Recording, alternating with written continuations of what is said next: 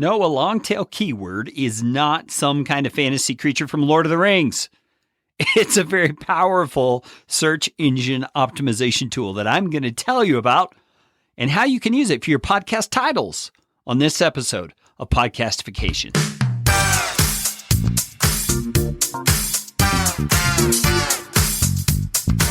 My name is Kerry Green, and I am the client happiness guy at podcastfasttrack.com, and this is Podcastification.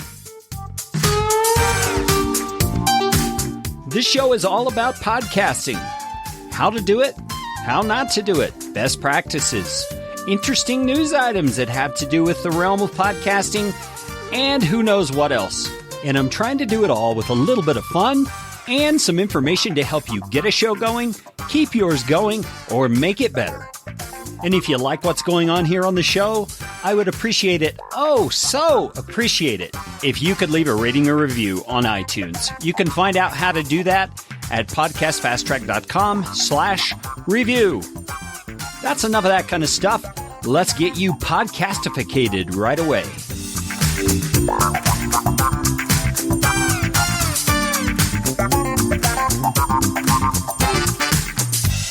Long tail keywords. What in the heck is a long tail keyword? You might be wondering that. If you've been around the internet for any length of time, I'm sure you've heard the phrase.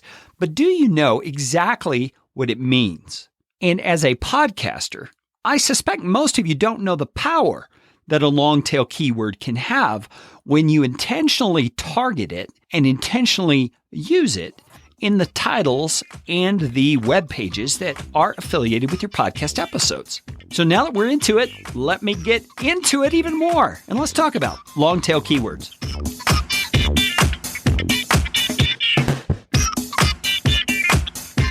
What is a long tail keyword?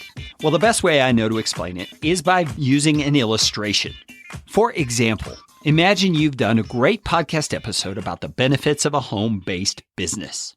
Now, you can try to optimize your podcast episode and the blog page that accompanies it on your website, on Libsyn, on your Blueberry site. It doesn't really matter where, as long as it's somewhere that the internet bots can search, okay? So we're not talking about iTunes here. We're talking about web-based searches. You could try to optimize for that phrase, home-based business. But chances are there are a lot of people optimizing for the phrase home-based business. There are a lot of people with more clout and more authority than you who are optimizing for home-based businesses. So if you rank your page in Google for that phrase at all, you're probably going to be buried on page 8 or 9 or 12 or 20. And no one is really ever going to see your page because you've optimized for a keyword that is just flooded with people who are trying to get traffic for that keyword. So that is what I would call a short tail keyword, meaning there's not many words to it. That's what I think of when I hear short tail. There's just not many words to it. Home-based business. It's just a flat out keyword phrase. But a long tail keyword phrase could be home-based business for single moms. And you see how that's much more specific. There are many more words involved in that particular keyword phrase. And it's what I would consider a long tail keyword. Now, there are certain benefits to long tail keywords, but before we get into that, let me just say this. If your post is really generally about home-based business, don't optimize for the phrase home-based business for single moms. It's got to be relevant. You don't want to be guilty of what they call clickbait, where you're putting a title on that'll draw in a certain person, but then they find out the content's really not for them.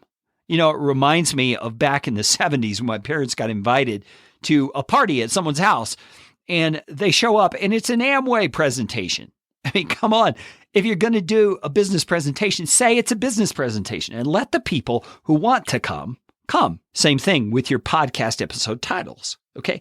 If you're doing an episode about home-based businesses, say it's about home-based businesses. You may be able to get a little creative with a longer tail keyword phrase than just home-based business, but don't say it's home-based business for single moms. Only do that if you are speaking specifically to your niche audience, which is single moms.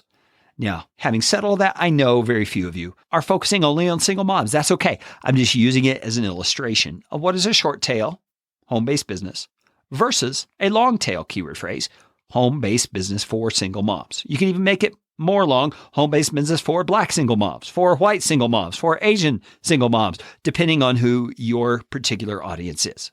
And remember, when we're talking about long tail keyword phrases and the benefits that they provide, we're talking only about web searches, not on iTunes. That's a whole different animal.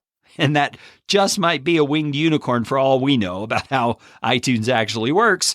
But we're talking about web searches. Let's set another way. It means what I'm about to teach you about the benefits of long tail keyword phrasing to optimize for in search results is only going to apply to what you do on your website, on your Libsyn or Blueberry page, etc. Sites that will be searched by Google, by Bing, and so forth. All right, we've got it out of the way. What is a long tail keyword? Now let's talk about why long tail keyword phrasing is important.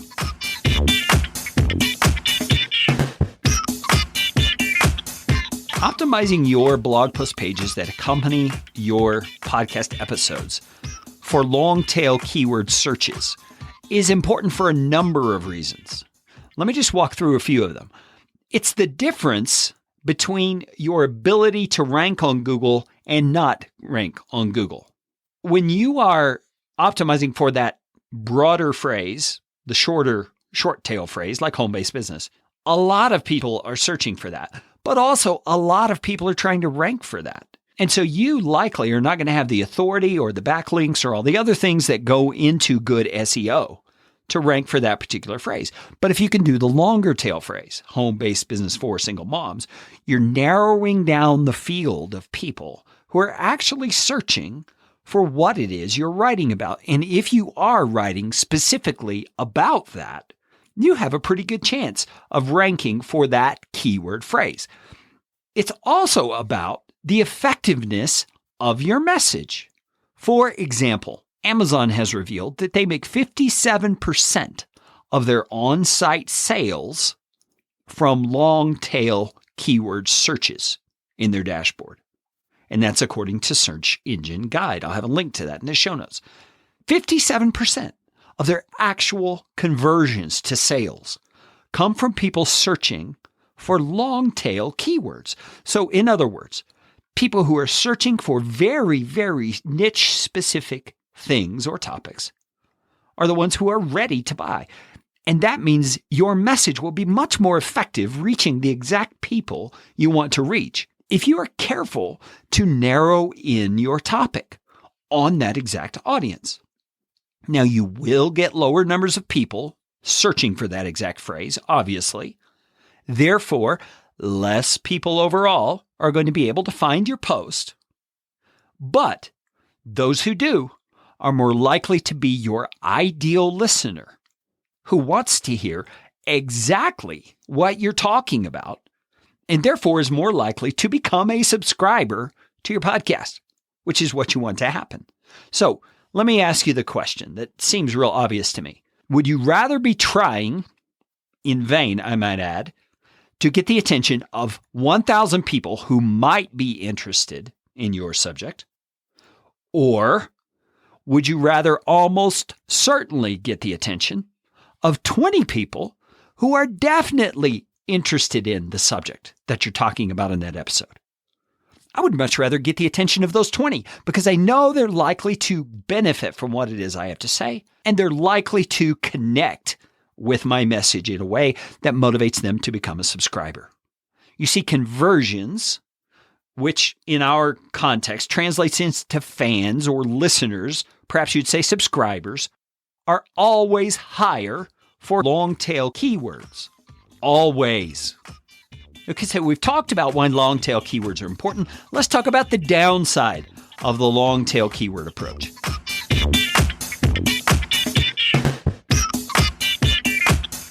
All right, now when we talk about the long tail keyword approach, there's got to be cons to this whole thing, right? I mean, we've talked about a lot of benefits, and the benefits sound pretty good, but there's got to be a downside. And you're right, there is a downside. Here's the first one I can think of. How many episodes can you do about a very specific long tail type of topic? Probably only one. maybe 2 if you cover it from a unique angle the second time. Or if you spread out the frequency between covering the issue because, new data has come to light, or new research has shown new ways to do things, or the internet has changed and you can now do whatever it is you're teaching to do in a new way that you couldn't do before. You see, so you may be able to address that long tail type topic again in the future, far into the future. That's one of the downsides. You're only going to be able to do a very specific kind of episode once in a blue moon, so to speak. And that means you're going to have to get creative on what I would call the verticals or the related topics that you can cover. Because you'll have to come up with new long tail phrases to use in your episode titles or on your page that you can actually rank for in Google. Essentially, the more content you have, the more there is for search engines to crawl, which is why you have to get creative and have all these different verticals related to your topics. And all of this requires that you learn how to do keyword research for good old search engine optimization, at least on a really basic level. If for no other reason, simply to find longer tail keyword phrases that are relevant to what you're talking about, you're going to have to learn how to do keyword research. In the show notes for this episode, which you can find at podcastfasttrack.com/76, I'm going to post an affiliate link to the tool that my team uses, my team of professional writers, to do their keyword research on every set of show notes that we write. Now, as I said, it's an affiliate link, which means my company is going to get a little bit of a kickback every time you purchase that particular product. But I'm telling you, this product is worth it, and it's not going to change your price at all. So the tool that we use is called Keyword Finder. It's not one of the big name ones. It's not one that you would typically find on the first page of Google when you search, because there are some big players in this space, Moz and some others who have great keyword tools, nothing against their tools. It's just that I needed something a little more affordable and a little more user-friendly. And so when I found Keyword Finder, isn't that an interesting way to say it? When I found Keyword Finder, I found the tool that I thought would work best for my team. It has proven to be very good. It color codes things in terms of how easy they would be to rank for. It shows you exactly how many people have searched for that phrase in the last 30 days. So it gives you a really good snapshot on one screen of whatever keyword phrase you place in and shows you how difficult it would be to rank for that, providing you write a good page or a good resource about that keyword phrase. So the episode show notes, which you can find on your podcast player by swiping right, left, up, down, stand on your head. I don't know how you get to it on yours, but you can find the description of this episode on your podcast player. The affiliate link to Keyword Finder will be in there. And by the way, if you decide to use that affiliate link and buy me a cup of coffee by doing that, hey, let me know. Send me an email, Carrie@podcastfasttrack.com, and just say, hey, I purchased Keyword Finder through your link, and I will give you a shout out on the next episode of Podcastification.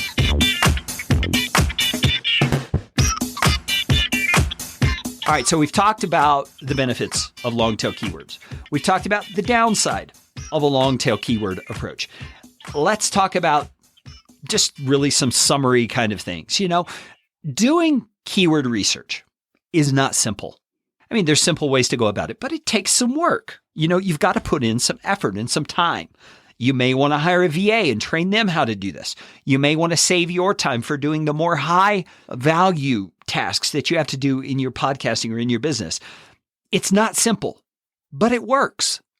It works for all kinds of content, including podcast episodes that you place on a web page somewhere. And here's my encouragement to you as a fellow podcaster. You see, I've been podcasting for a little over 4 years now, off and on, and some off, lots of on. And I found that I personally have a tendency to look for, the 7 easy steps or the 3 simple ways to do something. But I want to encourage you along the line of what I've discovered in that regard. We've got to fight the tendency to look for those 3 easy steps or whatever it is. Don't waste your time trying hacks that in the end are not going to give you the results you're looking for. If you really want your podcast to succeed, you're going to have to learn what it takes to make that happen and then do it. Optimizing your show notes, your podcast titles for long tail keywords is one of the ways you can do that. And I guess I wouldn't be a very good businessman if I didn't say this. If you want to hire out that whole portion of your podcast workflow, the show notes creation with the keyword optimization and all that, I've got a team of professional writers who does that week in and week out for podcasters just like you. You can reach out to me at Carrie@podcastfasttrack.com, or you can go to podcastfasttrack.com yourself and see why our keyword research and show notes service is the best in the industry. You can see a little video there that shows you exactly what it is we do. Hello. So that's the long and the short of the long tail keyword episode. Oh, that was a bad pun. Sorry about that. And you can find out more about it on the show notes page for this particular episode of the podcast. And you know what time it is, don't you? It's time for you to go out and make it a podcastificating day. This show is brought to you by Podcast Fast Track, where my team provides professional podcasting services without the time suck. Full production, editing, and show notes all in one monthly subscription package. You can find out more at podcastfasttrack.com. Now go out and make it a podcastificating day.